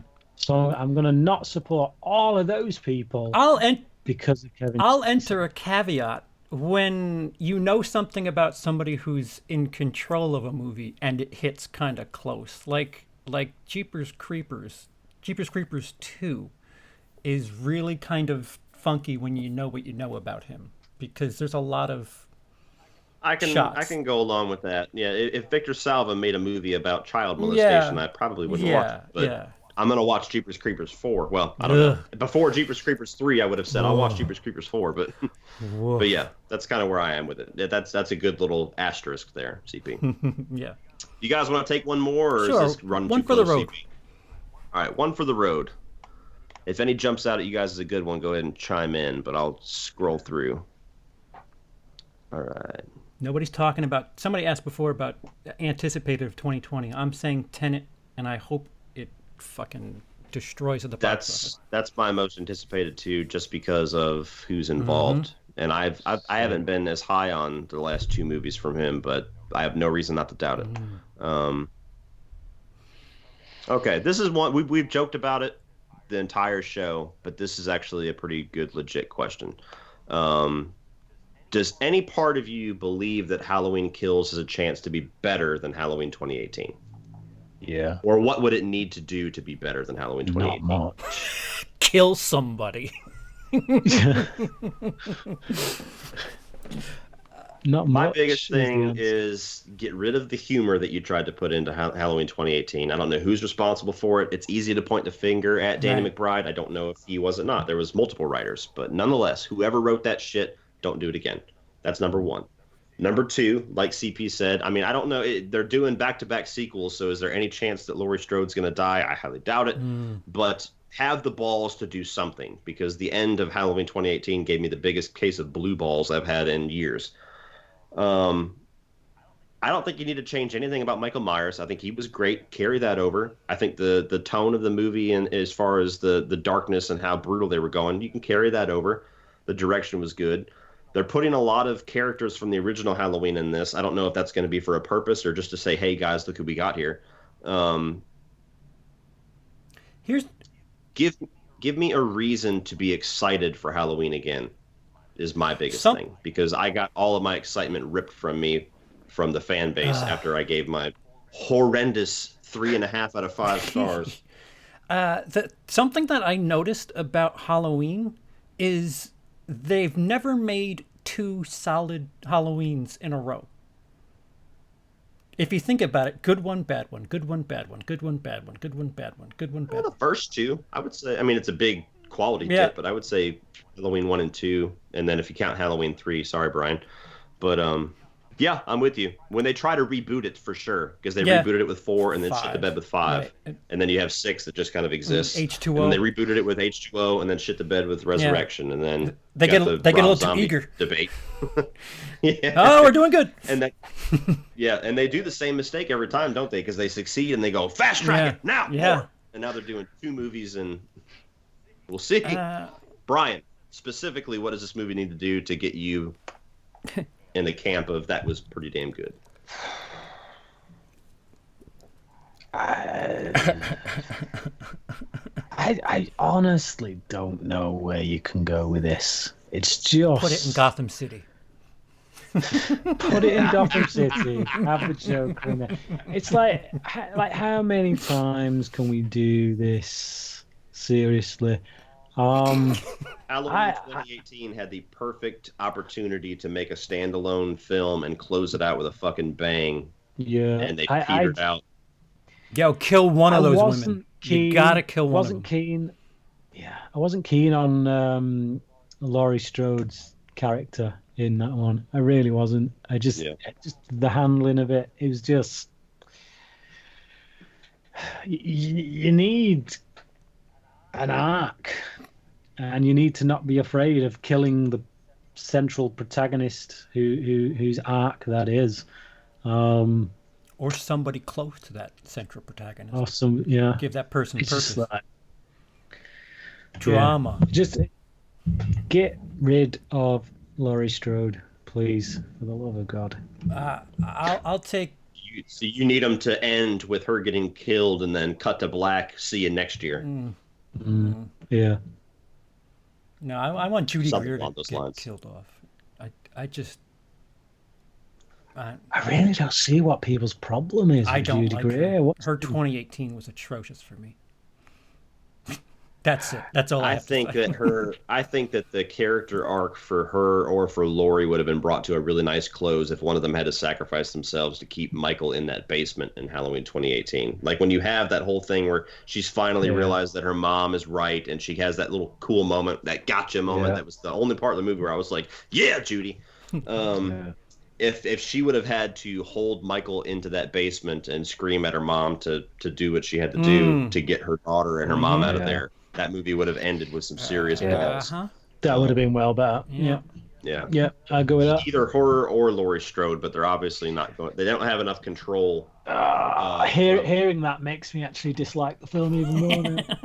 Yeah, but yeah, I don't know. It's going to take a lot. It's going to take a lot. Let's just say that. I didn't hate Halloween 2018, but you guys have to understand the environment that we were in as far as the Facebook group that we used to be a part of was like Halloween is the greatest thing, and we had to hear it every minute of every day for months on end. So whatever our reception of the movie has been tainted by that. And so that's why we don't even really talk about it that much, because we're just like, I don't fucking care. Yeah, when it comes up in movies that move me, I have like Vietnam flashbacks. I'm like, no, what? no, this isn't supposed to be happening. Night terrors, yeah, like, oh, what's happened? I'm back in it. Oh no, it's here. Yep. Yeah, they gotta kill one of. I don't care which. Kill one of the females, because then you can create something from that. I think they have to keep the youngest alive just for the sake of legacy, so they can come back and make 5 You want to talk about balls? If they killed her, that would be really ballsy.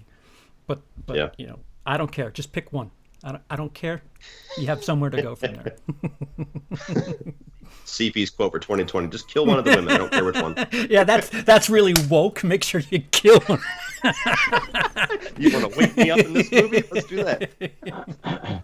Oh man! All right, guys. Well, we've come to a good point to close out. I hear the woman walking in the door because I hear the other women freaking out. So I think I'm on borrowed time as well as far as this. Thank you guys so much for checking out the first annual Autopstream Awards. Definitely, we'll be doing this again. CP, what do you have coming up very soon that we can keep an eye out for? Shit. Old Boy. He's got to check. Requiem for a Dream. Who would like that? Now those are the immediate ones. And I'm also doing something that's kind of top secret right now. That'll be fun. It's not a review. It's something that will feature other YouTubers, and I think it's going to be fun. So I can't really talk about it. Awesome. Brian, what can we look forward to on Brian Lomax Movie Talk? Some stuff. I've got a top 10, my top 10 science fiction movies coming. I did do a top 5 original sci-fi movies at one point, and then I did a top 5 sci-fi sequels with Cody. But yeah, now I'm doing my top 10 sci-fi movies, and I've got a few other top 10s that are coming along, and my annual Lomax Movie Awards, where I've put the nominations up on Facebook and on my where Brian corrects the incorrectness of these awards. That's right. So I've put the correct nominations up through my YouTube community section through Facebook, and I will be announcing the winners at some point in the coming week. And then over on my Movie Evangelist channel, which I've not done anything on for quite some time, but I got an idea the other day for a video that I'm going to be doing on Uncut Gems. So. Cool. That's got my attention. I don't really have a whole lot planned at the moment. I got my little dry erase calendar. I haven't updated it from January, but I do have some Patreon requests. I'm still trying to focus on those. I've got a newer patron that requested Payback with Mel Gibson, and he wants me to talk about the theatrical cut versus the director's cut, and that actually really intrigued me because I haven't watched the director's cut for a very long time. So I've actually already watched the theatrical cut yesterday. I'm going to update myself on the director's cut tomorrow, or possibly today, and do that one. And then I will probably get that one out within a week. And then, what's up? Hey. Oh, give me a minute. Literally 1 minute. Yeah. So that'll be coming soon. That'll be an interesting video. I've got some other Patreon requests. I've had 3 so far, all for Christopher Nolan films. So that means I have to do a review series now. So I had a request for The Prestige, Inception, and Interstellar. So I'm just going to do a whole review series leading up to Tenet. So that's going to be coming soon. I'm going to have to do a review series for Saw. We'll see. I wouldn't touch Inception with a 10-foot pole. That's a hard movie to talk about. That's easy to talk about for me. Just everything's kick-ass. It's perfect. But yeah, so Saw at some point will be kicking off leading up to Spiral. I'm not sure exactly what new movies are going to catch my interest here soon, but if there's a new movie, obviously those. And then, is there anything else? I will also be finishing off my Phantasm review series soon, so that I can actually announce this now. So did Phantasm 1 through 4 over a fucking year and a half for reasons that I won't get into. But Phantasm Ravager, the revisited review, because I reviewed it back when I was a young tyke on YouTube and had 3-minute reviews. That's the only movie I have left to review, so I'm going to review that, see if my thoughts have changed since the only time I've seen that film, and then I'm going to be doing a ranking with Sean Chandler. He contacted me, wanted me to give him a horror franchise that he's never seen to do a ranking on, because we're going to do a couple collabs between February and March. I gave him a couple options. I thought Phantasm would be entertaining to see what his thoughts are. So he's going to watch the whole series and do a ranking, and I'm going to finish up my review series and do a ranking. And I'm going to do a ranking video of my favorite Sean Chandler ranking videos. Yep. Just joshing. He just did a movie collection video that I think had all of his Blu-rays, and somebody's like, rank them all.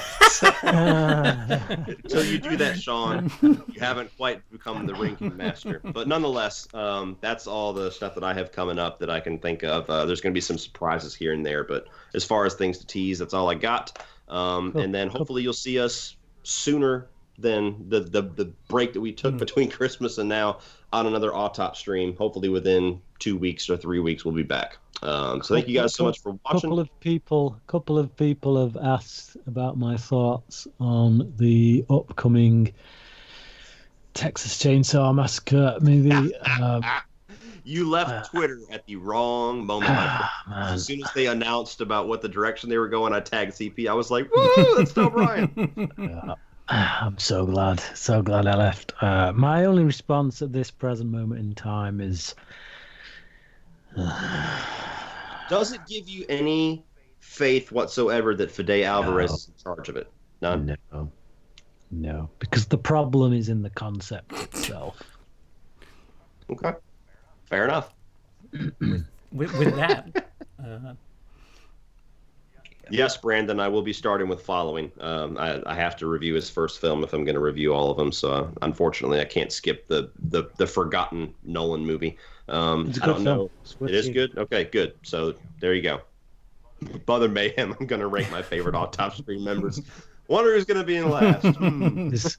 There's actually a few ties in Following to Inception. Ooh. Oh, wow. Okay, cool. I'm intrigued now. From a thematic standpoint. Oh. A little different. All right, guys. That is the end of this episode. CP, take us out.